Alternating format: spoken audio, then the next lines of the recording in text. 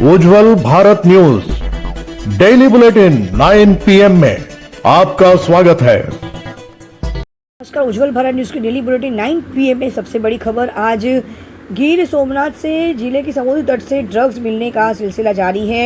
धामलेज बंदरगाह के समुद्र किनारे पर मिले ड्रग्स के पैकेट, 9 गैर विरासत वाले पैकेट मिले, जिसमें से 2 पैकेट खुली हालत में थे और गिर सोमनाथ SOG FSL समेत टीमें मौके पर पहुंची। सुरक्षा एजेंसी की ओर से पास से समुद्री किनारे पर सर्च ऑपरेशन चलाया गया। करीब 4 करोड़ की नशीली दवाई मिली। पुलिस द्वारा आगे की कार्रवाई की जा रही है।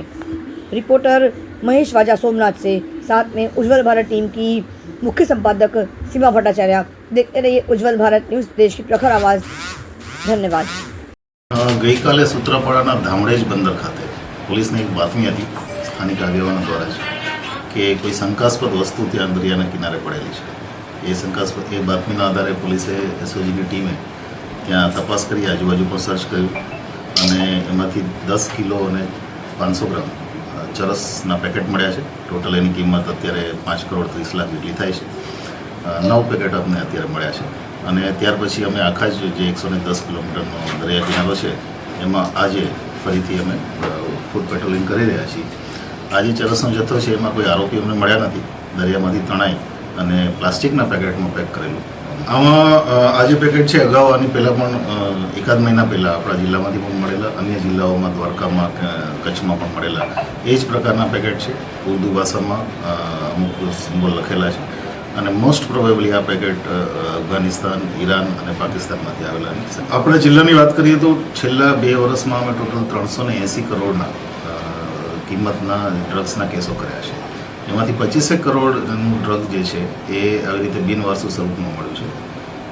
350 કરોડ જેટલું ડ્રગ છે એમને હેરોઇન સ્વરૂપે મળેલું, એમાં આરોપી પકડાઈ ગયા છે અને બાકીનું જે છે એ અમે અહીંયા લોકલ લેવલે જે ગાંજો છે કે નાની મોટી MDની કેસો કરેલા છે એની ઘણા બધા રીઝન હોઈ શકે છે, પણ જે પ્રોબેબિલિટી અમને લાગે છે એ મુજબ દરિયામાં કોઈ એજન્સી, નેવી, કોસ્ટગાર્ડ કે કોઈ પણ એજન્સી જે સિક્યુરિટી એજન્સીના ડરથી કોઈ પણ બોટમાંથી ઇન્ટરનેશનલ બોર્ડરની આસપાસ કોઈ ફેંકી દીધા હોય અને ત્યાર પછી એ તરતા તણાઈને અલગ અલગ જિલ્લાઓમાં જે મળ્યા છે એના આધારે એવું જજમેન્ટ લઈ શકાય કે આ કારણે હોઈ શકે છે।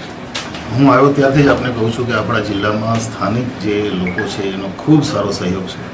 એ લોકોની કારણ કે 110 કિલોમીટર દરિયા કિનારો છે એનું પ્રોટેક્શન કરવું પોલીસ માટે પણ એક ચેલેન્જ છે અને એ સ્થાનિક લોકોના સહયોગને કારણે જ અત્યાર સુધી જેટલી પણ સફળતા પોલીસને મળી છે એમાં ખૂબ એમનો સહયોગ રહ્યો છે અને હજી પણ પોલીસ સતત એમની સાથે સતત સંપર્કમાં છે।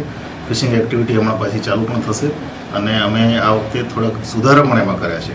એમાં નાવિકનું પોલીસ વેરિફિકેશન કમ્પલસરી કર્યું છે।